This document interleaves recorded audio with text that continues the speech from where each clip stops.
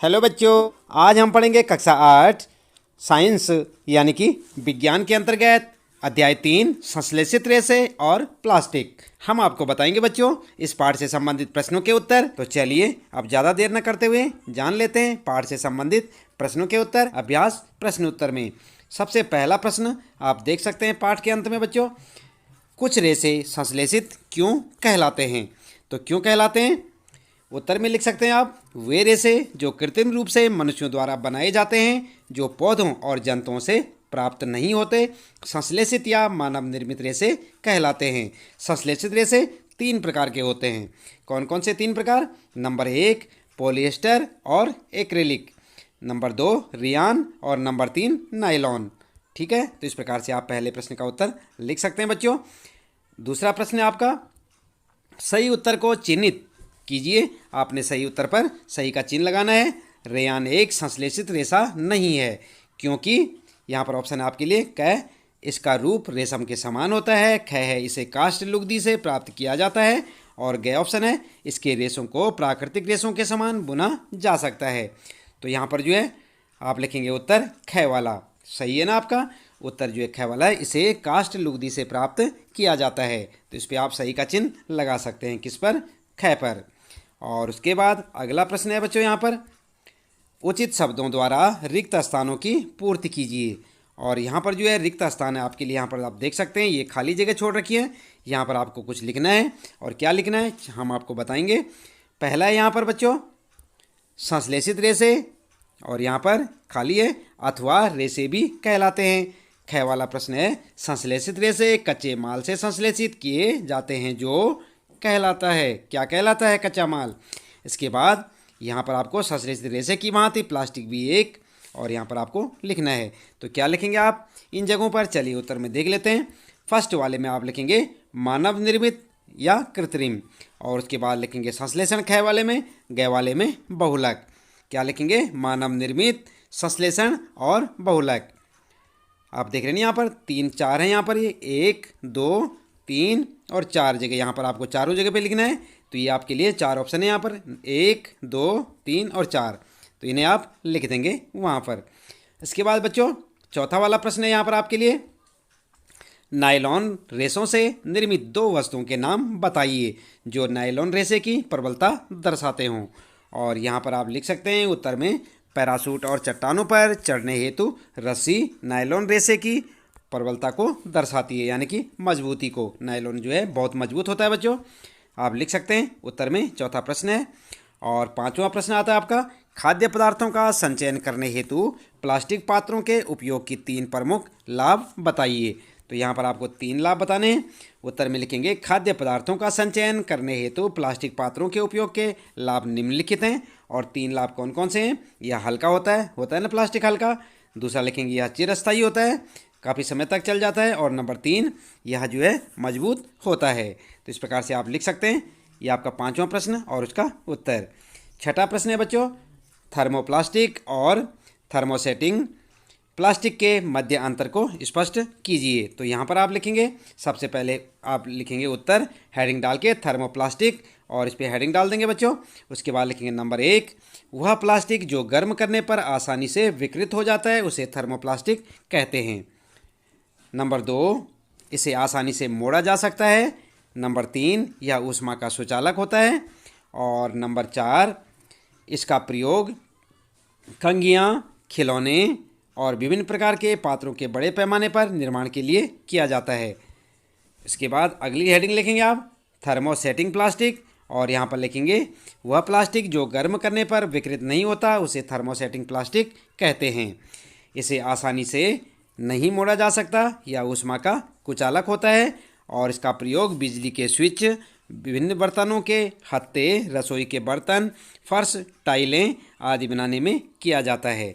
तो इस प्रकार से आप लिख सकते हैं थर्मोसेटिंग और थर्मोप्लास्टिक के बारे में। ये छठा प्रश्न है आपका। पहले लिखेंगे थर्मोप्लास्टिक के बारे में, फिर लिखेंगे थर्मोसेटिंग प्लास्टिक के बारे में।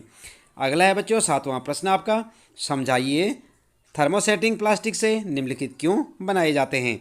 नंबर 1 डेगची के हत्थे, और नंबर 2 विद्युत प्लग, स्विच और प्लग बोर्ड।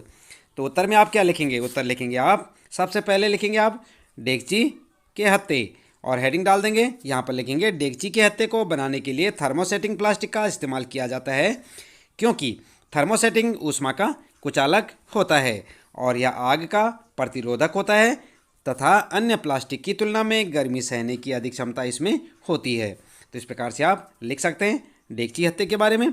और फिर लिखेंगे, दूसरी हेडिंग डालेंगे विद्युत प्लग, स्विच प्लग बोर्ड, और हेडिंग डाल के लिखेंगे विद्युत प्लग, स्विच प्लग बोर्ड आदि बनाने के लिए थर्मोसेटिंग प्लास्टिक का इस्तेमाल इसलिए किया जाता है क्योंकि यह प्लास्टिक विद्युत का कुचालक होता है, अतः यह उपभोक्ता को किसी भी प्रकार के विद्युत शॉक से बचाकर रखता है, बिजली के करंट से बचा के रखता है। तो इस प्रकार से आप जो अपने 7वें प्रश्न का उत्तर लिख सकते हैं बच्चों। और क्या क्या इसके दो जो है हेडिंग आपने बनानी है, डेगची के हत्थे और विद्युत प्लग, स्विच प्लग बोर्ड पे। इसके बाद 8वां प्रश्न है आपका, निम्नलिखित पदार्थों को पुनः चक्रित किए जा सकते हैं और पुनः चक्रित नहीं किए जा सकते हैं, में वर्गीकृत कीजिए। यहाँ पर आपको कुछ पदार्थों को वर्गीकृत करना है जो कि पुनः चक्रित किए जाते हैं और पुनः चक्रित नहीं किए जा सकते। आगे टेलीफोन यंत्र, प्लास्टिक खिलौने, कुकर के हत्थे, सामग्री लाने वाले थैले, बॉल पॉइंट पेन और प्लास्टिक के कटोरे, विद्युत तारों के प्लास्टिक आवरण और प्लास्टिक की कुर्सियाँ, विद्युत स्विच आदि। तो यहाँ पर जो उत्तर में क्या करेंगे आप, उत्तर में आप इस प्रकार से लिख सकते हैं, पुनः चक्रित किए जा सकते हैं जो, और हेडिंग डाल देंगे। सबसे पहले लिखेंगे पुनः चक्रित किए जाने वाले, और यहाँ पर लिखेंगे फिर प्लास्टिक खिलौने, सामग्री लाने वाले थैले, बॉल पॉइंट पेन, प्लास्टिक के कटोरे, विद्युत तारों के प्लास्टिक आवरण और प्लास्टिक की बाल्टियाँ, ये क्या होती हैं, पुनः चक्रित की जा सकती हैं। और इसके बाद दूसरी हेडिंग डालेंगे पुनः चक्रित नहीं किए जा सकते जो, और हेडिंग डाल देंगे टेलीफोन यंत्र और कुकर के हत्थे, विद्युत स्विच आदि। तो इसे आप इस प्रकार से हेडिंग डाल के लिख सकते हैं। 8वां प्रश्न है बच्चों और इसका उत्तर ये आपके सामने। 9वां प्रश्न है, राणा गर्मियों के लिए कमीजें खरीदना चाहता है, उसे सूती कमीजें खरीदनी चाहिए या संश्लेषित, कारण सहित राणा को सलाह दीजिए। तो यहाँ पर आपको राणा को सलाह देनी है और लिखेंगे उत्तर में, राणा को गर्मियों के लिए सूती कमीजें खरीदने चाहिए क्योंकि संश्लेषित कपड़े बहुत जल्दी गर्म हो जाते हैं और फिर शरीर में चिपक जाते हैं, इसलिए इन्हें पहनने वाले को बहुत पसीना आता है। इसके विपरीत सूती कपड़े हवा को अंदर बाहर आने देते हैं और पसीना सुखा देते हैं। ठीक है, तो इस प्रकार से आपका ये प्रश्न है 9वां प्रश्न, इसका उत्तर। 10वां प्रश्न है बच्चों, उदाहरण देकर प्रदर्शित कीजिए कि प्लास्टिक की प्रकृति असंक्षारक होती है। तो उत्तर में लिखेंगे आप, प्लास्टिक एक अनभिक्रियाशील पदार्थ है। प्लास्टिक लोहे तथा अन्य धातुओं की तरह वायु और जल से अभिक्रिया नहीं करता।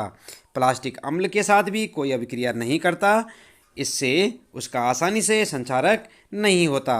अतः हम कह सकते हैं कि प्लास्टिक की प्रकृति असंचारक होती है। प्लास्टिक की संचारक प्रकृति के कारण हम इससे बने पात्रों में अचार, पानी, दही तथा अन्य खाद्य सामग्री को संचित करते हैं। ठीक है, तो इस प्रकार से आप लिखेंगे अपना इस 10वां प्रश्न का उत्तर। अगला है बच्चों 11वां प्रश्न। यहाँ पर, क्या दांत साफ करने के ब्रश का हैंडल और सूक यानी कि जो ब्रिस्टल होते हैं एक ही पदार्थ के बनने चाहिए? अपना उत्तर स्पष्ट कीजिए।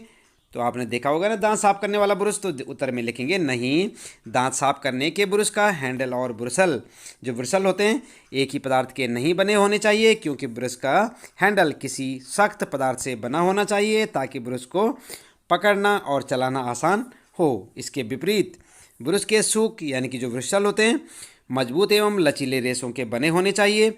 यदि सूक भी हैंडल की सख्त पदार्थ से बने होंगे तो यह हमारे दांतों और मसूड़ों दोनों के लिए नुकसानदायक रहेगा। इसी कारण ब्रश के सूक नायलॉन के रेशों से बनाए जाते हैं और हैंडल प्लास्टिक से बना होता है। तो इस प्रकार आप लिख सकते हैं यहाँ पर अपना 11वां प्रश्न है ये, और इसका उत्तर याद भी करें बच्चों। 12वां प्रश्न आता है आपका, जहाँ तक संभव हो प्लास्टिक के उपयोग से बचिए, इस कथन पर सलाह दीजिए। और आप क्या सलाह देंगे? उत्तर में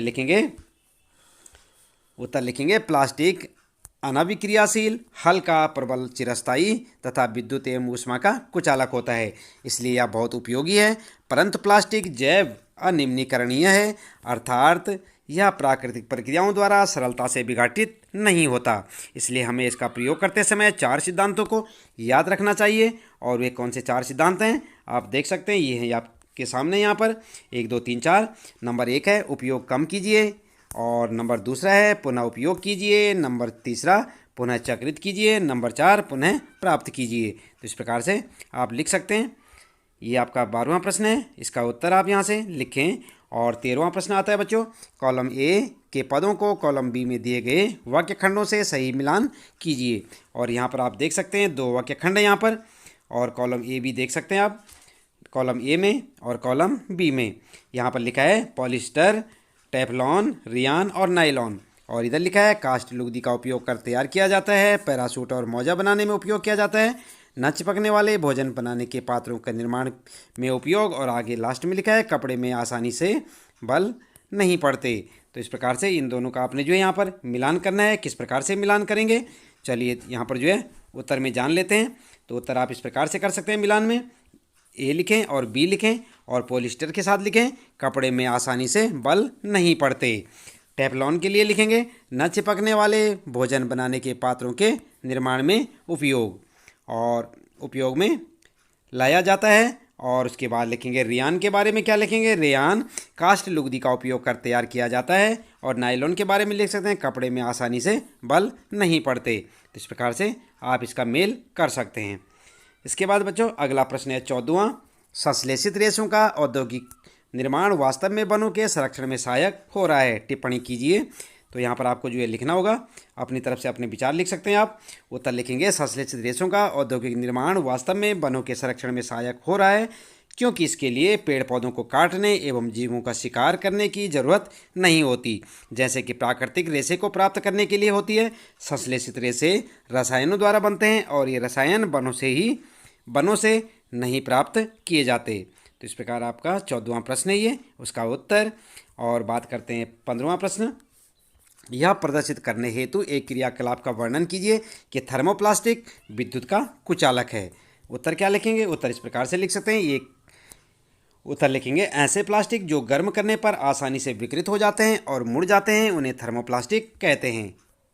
आपके समझ में आ गया होगा बच्चों, पहले भी आपने पढ़ा था कि थर्मोप्लास्टिक क्या होता है। ऐसे प्लास्टिक जो गर्म करने पर आसानी से विकृत हो जाते हैं, मुड़ जाते हैं, उन्हें क्या कहते हैं, थर्मोप्लास्टिक। जैसे पीवीसी और पॉलीथीन।